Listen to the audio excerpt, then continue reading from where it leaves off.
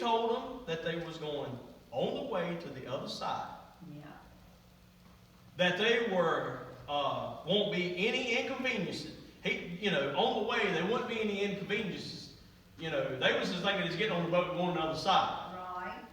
But some circumstances arose. Circumstances. And it's out of control. To the human mind, it's out of control.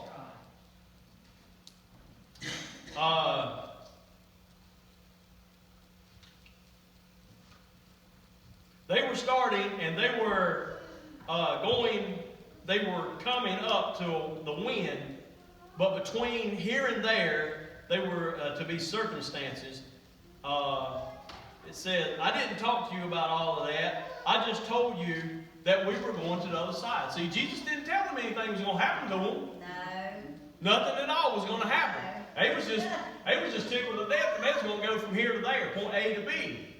But along the way, some things are going to get in your path, and some obstacles, and you're going to have to learn to overcome them.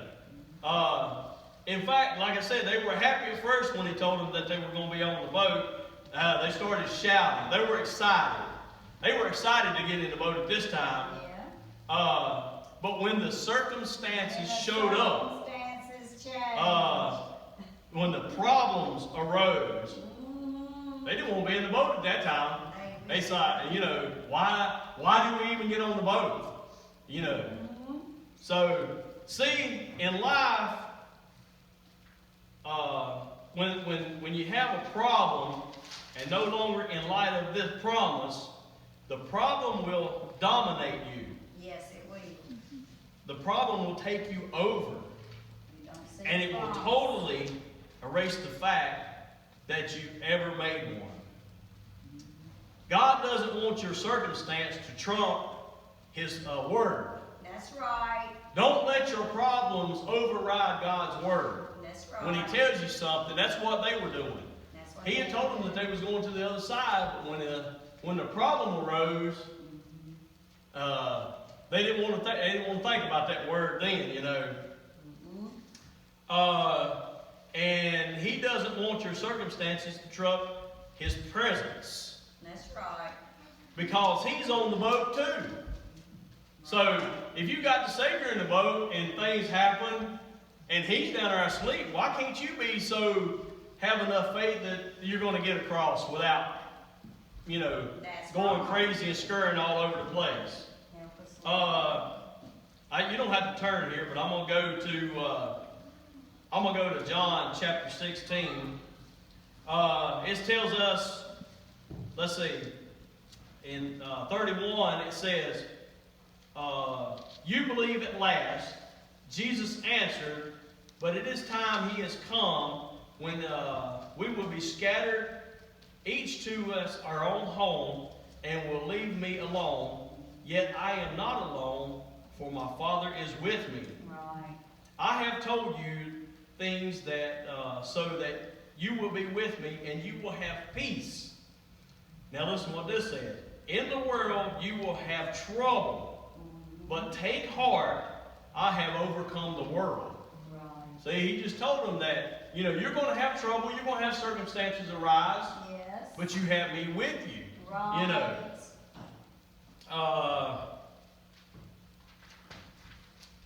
You do exactly what I'm telling you to do because of the next level that He's taking you to. Yes. He will appear to be asleep. You won't hear anything from heaven. You'll be like Job. Let me run back over to Job right quick, but you don't have to turn there.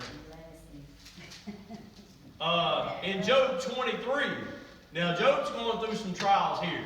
Yes. He's going through some circumstances, Yes. But in Job 23, 8 and 10, it says, but if I go to the east, He is not there. But if I go to the west, I do not find Him. When He is at work in the north, I do not see Him. When He turns to the south, I catch no glimpse of Him. But listen to what Job says in verse 10. But He knows the way that I take. Right. When He has tested me, I will come forth as gold. See, that's faith right there. That's faith. All of what Job's going through, what he went through, he didn't lose that faith. He didn't lose his faith. He didn't have to wake nobody up. No. He knew what he was going through.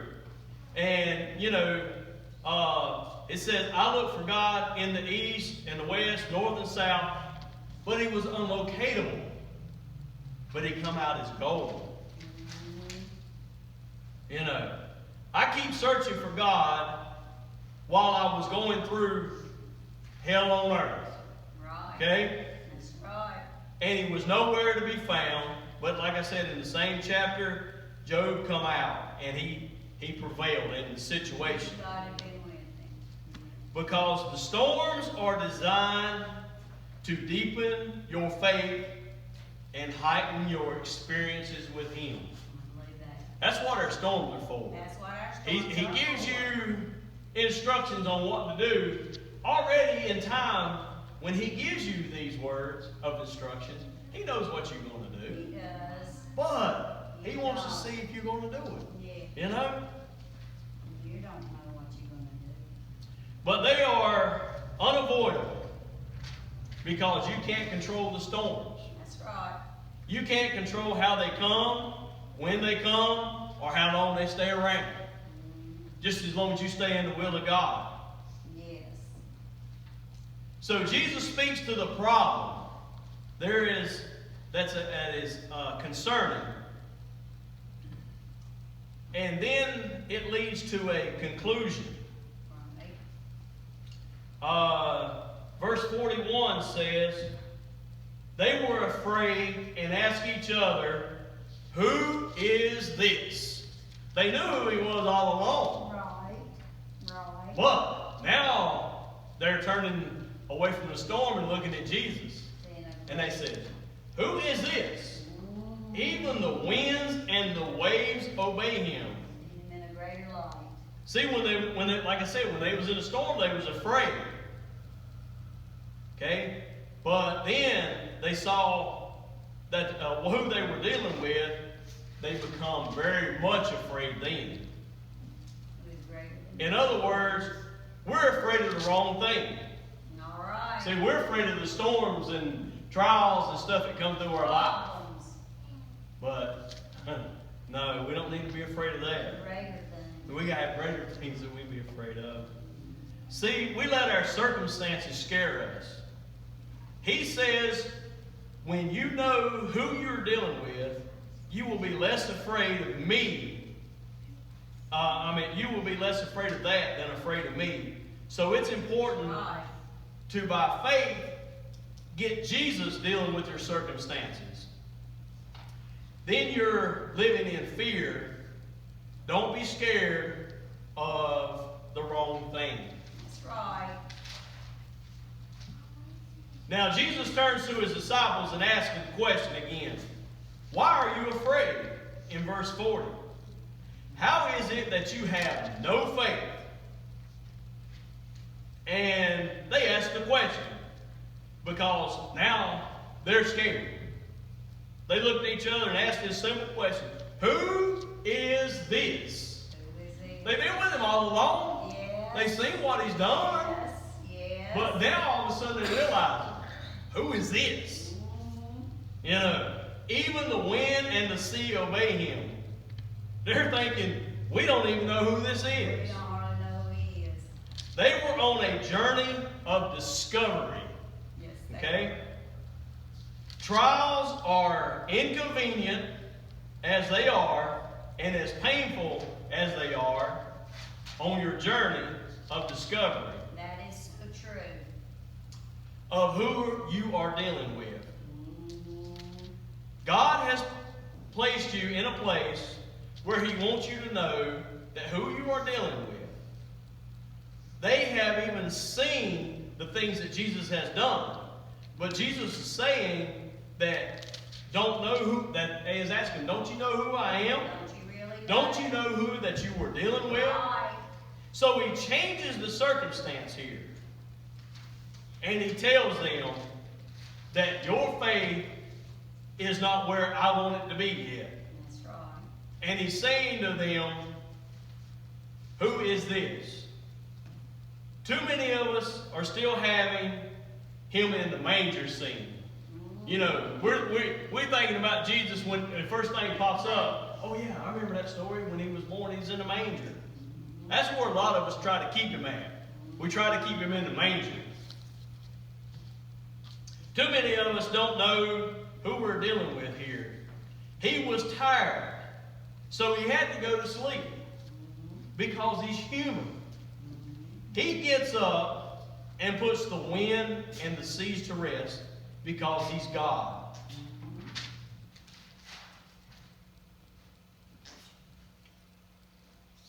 See, he talks and tells them, I am human. When you can go to one another and you can feel what you feel and the way you feel, the way you felt. But in a divine, but I am divine. That's what he's saying. Right. See, when I go to you, or you come to me, that's when it's human to human. Just like if I go to Miss Kathy and talk to her, or Miss Teresa, or somebody else in the church, we're talking one-to-one. We're talking human to human here. But I may be able to change this with, but I am not able to fix it. Right. See, we may not be able to fix it like talking, me and Drake talking, or me and Stingray talking. He may not be able to fix my problems. That's right. But when you deal with God, when you deal with God, and he can fix your problems. Yeah, we're not dealing with someone who can't feel it and fix it. Or talk let's put it this way, like a lady when she's pregnant and goes to the doctor, okay? And you have a male doctor. And the women, I don't know this, but I'm sure, you know, I'm just going to leave it at that. You know, you're feeling some things and whatnot, and you're in there, and the male doctor will tell you, oh, I know how you feel. He don't know how you feel. But the thing about it is, in all of this, he can fix your problem. Yeah. But if you go to a woman doctor, she can tell you the same thing the man doctor. I know how you feel. Well, sure she knows how you feel. Because she's a woman, right? She can fix the problem, and she can feel the problem that you're in, right? Okay? God wants to take you to a place of understanding in him that you have never been before. That is so true. When God created us, he created us to understand the storms that arose in our lives. Right. We may come out of it beaten and battered. We may. You know, because we're going to go through them. Like I said, it's going to be rough. Sometimes. So if God tells us where you're going, if you're going to the other side, believe it. That's right. You may have to go off course, but eventually you're going to get to the other side. So remember, God wants to take you through the storm. He's going to take you through the storm in victory. Yes. See, yes. that's just like talking about the storms, like these big cruise ships, right? Right. When they're building these boats, they're in what they call dry dock. And they're building these boats. And, you know, they just don't throw them together and hope when they get out on the sea that they're going to make it. They build these boats and design these boats to take on storms. Right. To take on these fierce winds and crashing waves. And when God designed us, he designed us, you might well say, in a dry dock. He designed us to take these storms and get beaten and battered. But the thing about it is, we're all going to get through it. Just like the ship got through it. We're all going to get through it, you know. And I hope I said something today that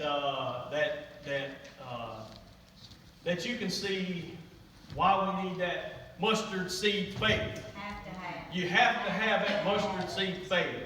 It's not much of nothing, but that much of nothing is a lot. You know. So when God gives you instructions to go to the other side, go to the other side. Absolutely. I don't care what obstacles or anything gets in your way, go to the other side. Hold that promise. God bless you. Thank you all.